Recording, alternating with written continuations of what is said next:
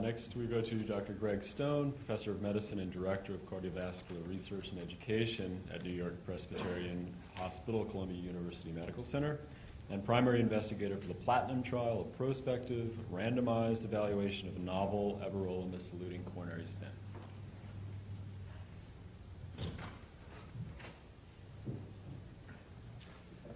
Thanks, Ed. So I think we've really come a long way in the treatment of patients with coronary artery disease, and you've seen that the outcomes just continue to get better and better with drug-eluting stents. Currently, the most widely used drug-eluting stent, not only in the United States but in the world, is the Cobalt Chromium everolimus-eluting stent, which is manufactured as Xience V and also marketed as Promus. And we're always continuing to try to iterate stents, or industry is always continuing to try to make stents better, either safer, more effective, or have more friendly user characteristics. And that was really the thought behind the Promus Element stent. So the Promus Element stent has the exact same polymer and the exact same everolimus concentration, the exact same elution characteristics as the predicate Cobalt Chromium everolimus-eluting stent. The difference is the Platinum Chromium everolimus-eluting stent has a different metallic stent backbone.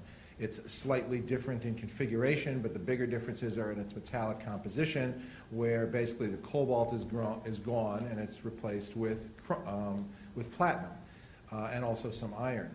Platinum is a more radiodense metal, so you can actually see it better. And I think from talking to our colleagues in Europe who use this stent extensively, the biggest difference is that it's more radiopaque. Also, this stent would theoretically be more resistant to recoil. Cobalt Chromium, at least on the bench, has slightly more recoil than stainless steel stents. On the bench, this has slightly less. There are other theoretical ease-of-use characteristics, such as flexibility, deliverability, side branch access, etc. But all of these ease-of-use characteristics really require use in tens of thousands of patients by thousands of operators in complex coronary artery disease to really see if there's any practical differences between the devices, because I can tell you they're both excellent in terms of their ease-of-use characteristics. So to do a regulatory trial, one has to test the safety and effectiveness of one device versus the other. So we tested the Platinum Chromium everolimus-eluting stent compared to the Cobalt Chromium everolimus-eluting stent. We certainly didn't think that it would be better, so we tested it for non-inferiority, which means at least as good, if not better.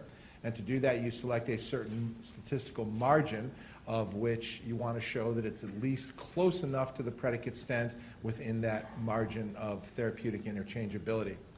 We randomized 1,530 patients to either the Platinum Chromium or the everolimus-eluting stent.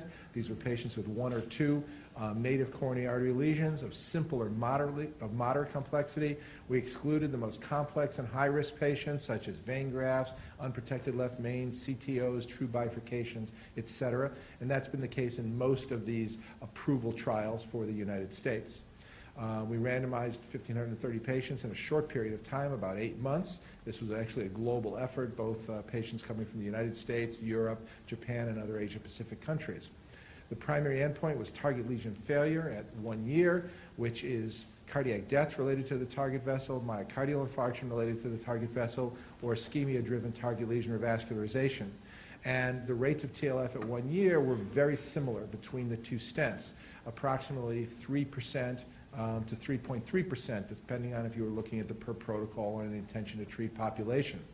So only 1 out of 33 patients had an adverse event at the end of 1 year of follow-up.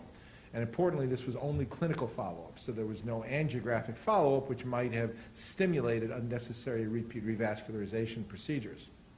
When we looked at the components of the primary endpoint, we saw very low rates of death, very low rates of myocardial infarction, and both groups had a 1.9% target lesion revascularization rate. So again, very striking that only about 1 in 50 patients in both groups with these two stents had recurrent ischemia with restenosis necessitating a repeat procedure by the end of 1 year, which is really, really quite remarkable. Finally, the stent thrombosis rate, very low stent thrombosis has been really a hallmark of all the trials that have used the everolimus-eluting stent. It's got a fluoropolymer on it, which in particular I think has been shown to be very thromboresistant in the bench. And again, we saw a very low rate of stent thrombosis, 0.4% at the end of 1 year with both stents, only 3 episodes of stent thrombosis with each stent. So I think, in summary, we continue to improve outcomes in general with drug-eluting stents in patients with coronary artery disease. Specifically, we now have a new metal alloy in which we've been able to show that we can transfer the prior successful fluoropolymer eluting everolimus onto this new alloy and get very acceptable, extremely low rates of both adverse outcomes, principally stent thrombosis, but also excellent efficacy in terms of freedom from target lesion revascularization. Really just about the only difference we saw between the two stents was that there was a statistically significant difference in the terms of need for bailout stents with the predicate cobalt chromium everolimus eluting stent compared to the new platinum chromium everolimus eluting stent. But it didn't overall make any difference in terms of procedural success, technical success, angiographic outcomes, or clinical outcomes. But that may have something to do with ease of use characteristics, and only time will tell as more and more operators in the United States and elsewhere use this new device, whether that is important or not. Thank you.